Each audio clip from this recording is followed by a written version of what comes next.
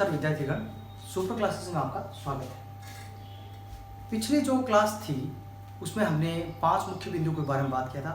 ये जो 5 मुख्य बिंदु थे ये बहुत ही विस्तृत बिंदु है, लेकिन फिर भी हमने अति लघु समय में इनको समझने का प्रयत्न किया है। यानी केवल हमने इन जो 5 बिंदुओं का सामान्य परिचय लिया है और आज हम एक जो हमने जो समझा है 5 बिंदुओं को, उनको संस्कृत अनुवाद अभ्यास प्रकरण के माध्यम से उन बिंदुओं को समझे हुए बिंदुओं को हम अभ्यास के तौर पर वापस पुनः समझेंगे। संस्कृत अनुवाद अभ्यास प्रकरण, जिसमें देखो हमने पहले जो कर्ता रूप तालिका के बारे में पढ़ा था उसे हमें कंठस्थ करना है।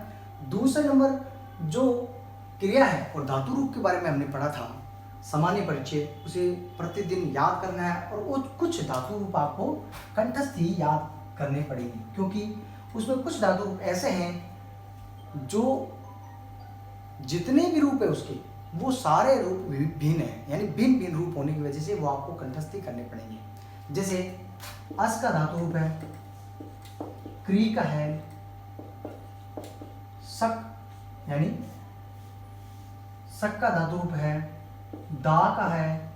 ये कुछ धातु रूप हैं जो आपको कंठस्थी करना पड़ेगा, यानी कंठस्थी करने पड़ेंगे, स्मरण ही करने पड़ेंगे और प्रतिदिन इनको एक एक करके आप स्मरण करें। और बाकी के जो धातु रूप है परस्पर पदी, उन धातु रूपों के लिए हम रोजाना 1-2 धातु रूप आपको देते रहेंगे और उनके 5 लकार आपको याद करने पड़ेंगे। तीसरा जो शब्द रूप है, उन शब्द रूपों का अभ्यास घर पर करोगे और आगे जो जितने भी शब्द आते हैं उन शब्दों के शब्द रूप बनाएंगे और उन पर अभ्यास आप प्रतिदिन करें। इनमें संस्कृत अनुवाद करने से पहले हमें कुछ शब्द रूपों को कंठस्थ याद करना ही पड़ेगा, क्योंकि इनका अगर हमें सामान्य परिचय, इनका परिचय अगर हमें आता है तो हम संस्कृत को आसानी से बना सकते हैं। क्योंकि जब हमें विभक्तियों का प्रयोग करना होगा तो हमें ये रूप याद होने चाहिए। तो इसमें पहला जो पुल्लिंग जो शब्द हैं उनमें राम, हरि और गुरु, ये रूप आपको कंठस्थ होने चाहिए। राम अगर रूप आता है, अकारांत जितने भी शब्द है वो सारे आपको याद हो, जैसे बालक है, देव है।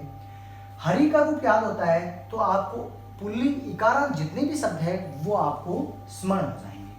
और गुरु का रूप याद होता है तो उकारांत जितने भी पुल्लिंग शब्द है वो आपको स्मरण हो जाएंगे। इसी प्रकार से स्त्रीलिंग में रमा या लता का रूप याद होना चाहिए और नदी का रूप याद होना चाहिए, क्योंकि रमा और लता अकारांत रूप है। तो जितने भी स्त्रीलिंग अकारांत जो शब्द हैं वो आपको इन रूपों के अनुसार चलेंगे और इकारांत जो शब्द हैं स्त्रीलिंग वो इन रूपों के साथ आधार पर चलेंगे, यानी इनके समान चल दे। कुछ अंतर आ जाता है, यानी एकदम थोड़ा सा अंतर आता है, बाकी इनके समान आपको रूप पता चल जाते हैं। पुल्लिंग जो शब्द है वो फल की तरह, और सर्वनाम में आपको 2 रूप कंठस्थ करने ही पड़ेंगे, जिसमें एक है अस्मद और दूसरा है युष्मद। अस्मद अहम, आवाम, वयम और युष्मद त्वम, युवाम, यूयम। ये रूप आपको 7 विभक्तियां याद करनी पड़ेगी। सर्वनाम के जो ये रूप हैं अस्मद और युष्मद, क्योंकि सर्वनाम के जितने भी शब्द होते हैं उनमें संबोधन नहीं होता है, केवल 7 ही विभक्तियां होती है, संबोधन विभक्ति नहीं होती है। पुल्लिंग, स्त्रीलिंग, नपुंसकलिंग में संबोधन विभक्ति होती है। और 4 नंबर जो आपका बिंदु है कारक सारणी को आपको स्मरण करना पड़ेगा।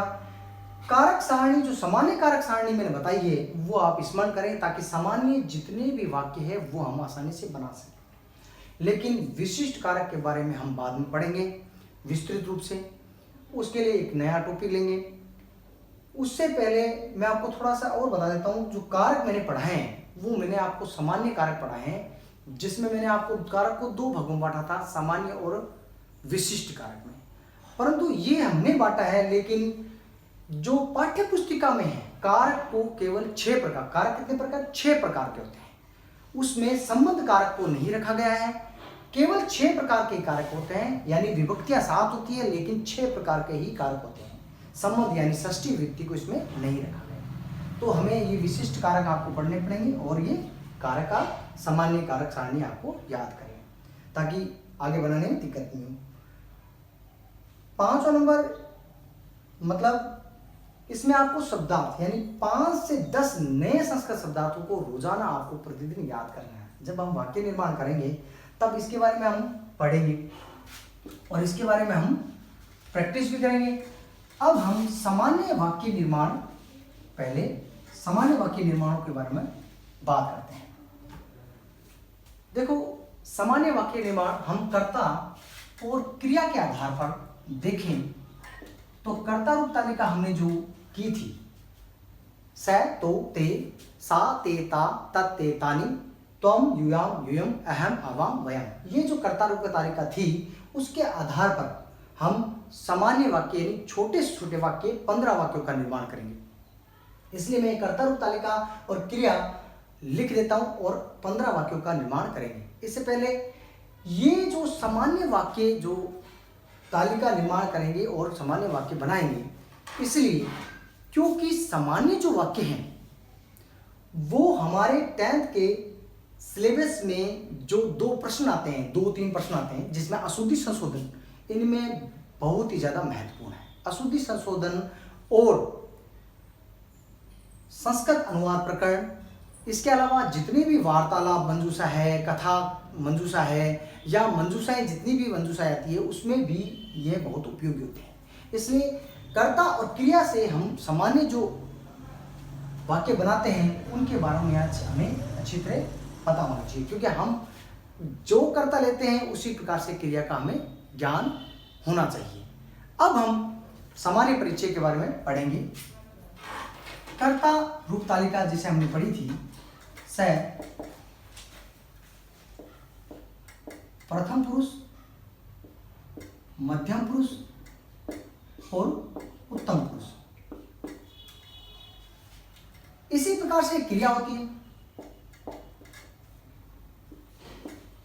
प्रथम पुरुष की, मध्यम पुरुष की और उत्तम पुरुष की। एक वचन, द्विवचन, बहुवचन, एक वचन, द्विवचन और बहुवचन। प्रथम पुरुष में स, तौ, ते केवल पुल्लिंग शब्द रख रहा हूं, स्त्रीलिंग और नपुंसकलिंग हम पढ़ेंगे। मध्यम पुरुष में त्वम, युवाम,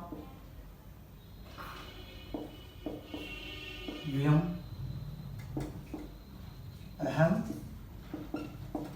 आवाम, वयम। और क्रिया हम साधारण क्रिया लेते हैं, पठति, पठता, पठन्ति, पठसि, पठता और पठता। इसी प्रकार से उत्तम पुरुष में पठामि, पठावे, पठामे। देखो, हमने इसमें देखा कि 9 प्रकार के कर्ता होते हैं और 9 ही प्रकार की क्रियाएं होती है। यानी 1 नंबर कर्ता, 2 नंबर, 3, 4, 5, 6, 7, 8, 9। इसी प्रकार से 1, 2, 3, 4, 5, 6, 7, 8 और 9। तो जितने कर्ता होते हैं उतनी ही क्रियाएं होती है। यानी लकार, हर लकार में 9 प्रकार की क्रियाएं होती है और कर्ता 9 ही प्रकार के होते हैं। प्रथम पुरुष के जो कर्ता है उसे पुल्लिंग, स्त्रीलिंग, नपुंसकलिंग 3 भागों में बांटा गया है। लेकिन कर्ता प्रथम पुरुष का पुल्लिंग, स्त्रीलिंग, नपुंसकलिंग एक ही होता है, यानी प्रथम पुरुष के होता है। जब पुल्लिंग शब्द आता है तो प्रथम पुरुष एक वचन, स्त्रीलिंग का अगर हो तो वो भी प्रथम पुरुष एक वचन का हो गया, तो क्रिया भी वही लगेगी। कहने का मतलब तात्पर्य यह है कि हम जैसे पढ़ते हैं, स को हम हिंदी में कहते हैं वह, यानी हिंदी रूपांतर करें वह, वे दोनों और वे सब। इसी प्रकार से तुम दोनों और तुम सब। मैं या हम,